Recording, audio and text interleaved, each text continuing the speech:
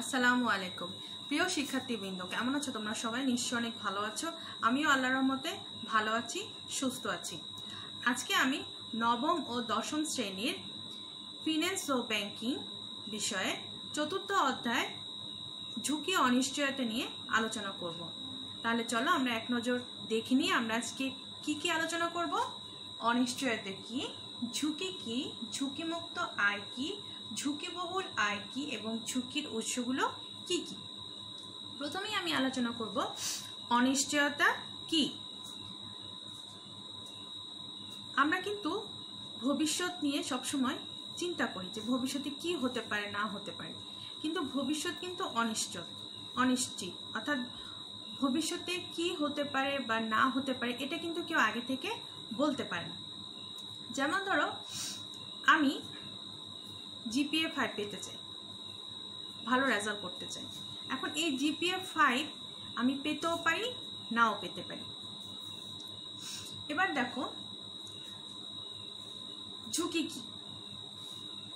ঝুঁকি হলো অনিশ্চয়তার যে অংশ পরিমাপ করা যায় সেটাই হলো ঝুঁকি। তাহলে অনিশ্চয়তা কিন্তু পরিমাপ করা যায় না, আর ঝুঁকিটা কিন্তু পরিমাপ করা যায়। একটা উদাহরণের সাহায্যে আমি ঝুঁকি বিষয়টাকে বোঝানোর চেষ্টা করছি। যেমন ধরো প্রত্যেকটা প্রতিষ্ঠানে কিন্তু চায় যে তার প্রতিষ্ঠানটি ভবিষ্যতে লাভ হবে। তাহলে আমি ধরলাম যে আমি প্রত্যাশা করলাম আমার প্রত্যাশিত ফলাফল, বা আমি প্রত্যাশা করলাম আমার লাভ হবে 1 লক্ষ টাকা, কিন্তু আমার প্রকৃত ফলাফল বা লাভ হয়েছে 80,000 টাকা। তাহলে দেখো আমি প্রত্যাশা করেছিলাম লাভ হবে 1 লক্ষ টাকা, কিন্তু আমার প্রকৃতপক্ষে লাভ হয়েছে 80,000 টাকা। তাহলে দেখো এখানে প্রত্যাশিত ফলাফল থেকে প্রকৃত ফলাফল কিন্তু আমার ভিন্ন হয়েছে, আর প্রত্যাশিত ফলাফল থেকে প্রকৃত ফলাফল যখন ভিন্ন হবে এই সম্ভাবনাকেই আমরা বলবো ঝুঁকি।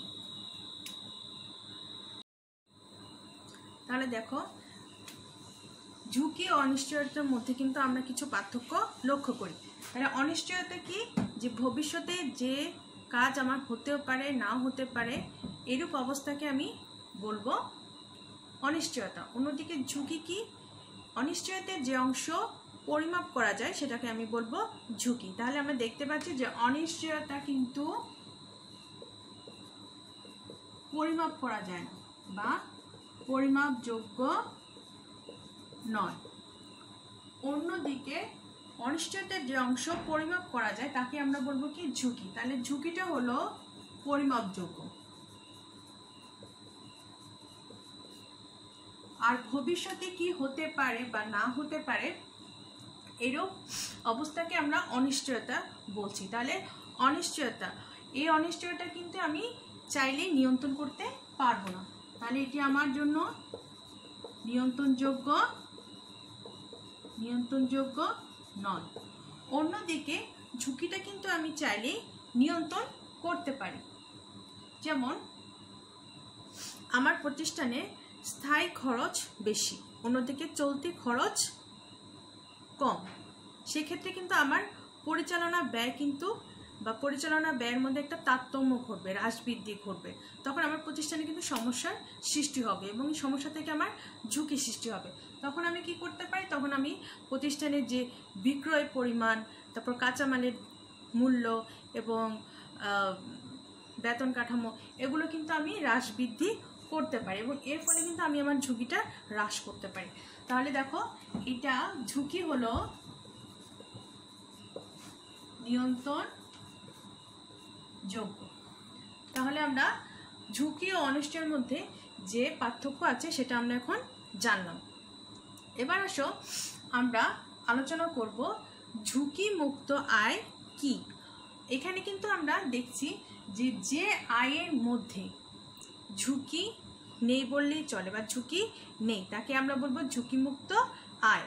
যেমন আমি প্রত্যাশা করলাম যে আমার আয় হবে 20,000 টাকা এবং আমার প্রকৃত আয়ও হলো 20,000 টাকা, তাহলে কিন্তু আমার দুটোই কিন্তু সমান হচ্ছে।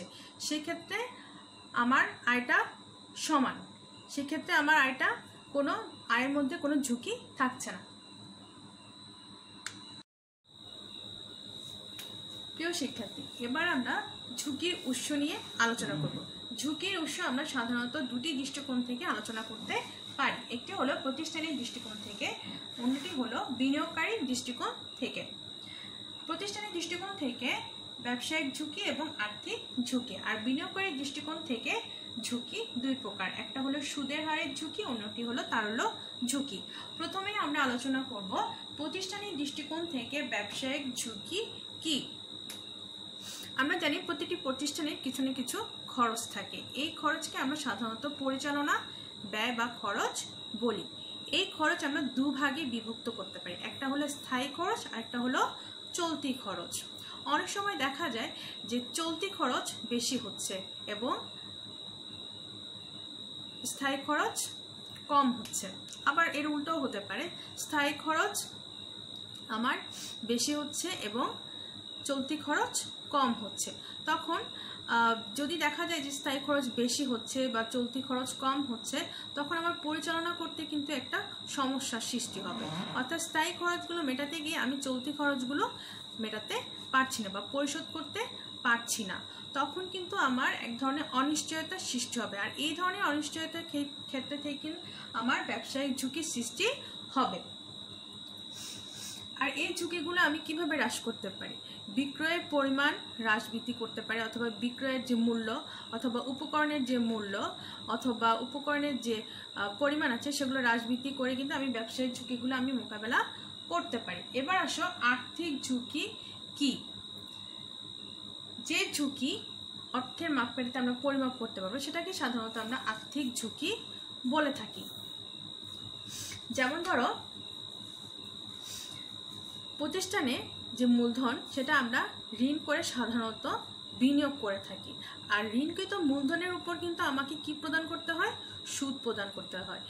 কিন্তু আমি যদি এই ঋণকৃত মূলধন ঠিক সময় পরিশোধ করতে না পারি, তখন কিন্তু একটা দায়বদ্ধতা সৃষ্টি হবে, আর তখন এই ধরনের অনিশ্চয়তা থেকে কিন্তু আমার আর্থিক ঝুঁকি সৃষ্টি হবে।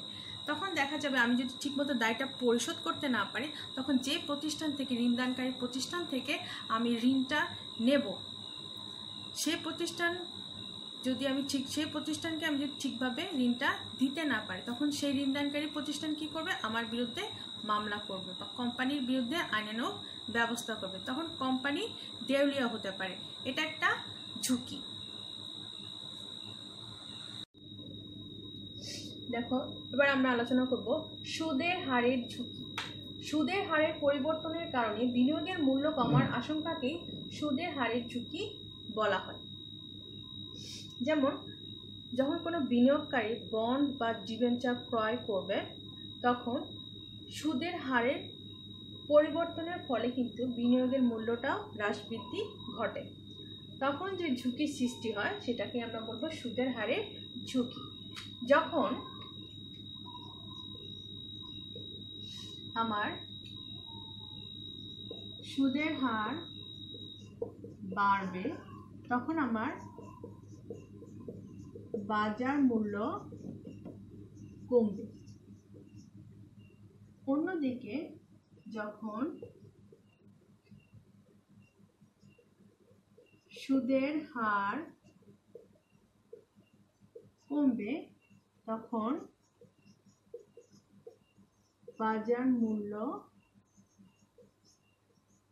বাড়বে। তাহলে দেখো, সুদের হার বাড়লে কিন্তু আমার জন্য আয় হবে, অন্যদিকে সুদের হার যখন কমবে তখনই কিন্তু আমার একটা ঝুঁকি সৃষ্টি হবে। আর দেখো, সুদের হারের এই ঝুঁকিটা কিন্তু বাজার মূল্যের যে হ্রাস বৃদ্ধি বা পরিবর্তন হয় সেটার উপর নির্ভর করে।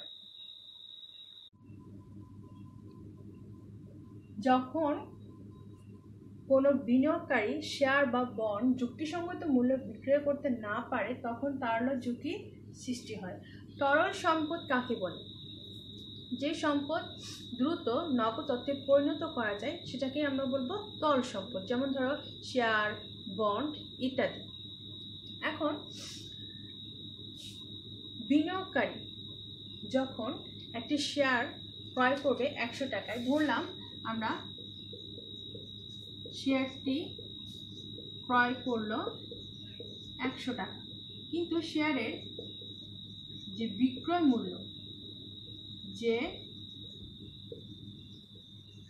মূল্য সেটা হলো 80 টাকা। অর্থাৎ দেখা যাচ্ছে সে 100 টাকায় ক্রয় করলো, কিন্তু বাজার মূল্য কমে আমার দাঁড়ালো 80 টাকা। তখন কিন্তু আমার 80 টাকায় সেকেন্ডারি মার্কেটে গিয়ে আমার শেয়ারটা বিক্রি করে দিতে হবে।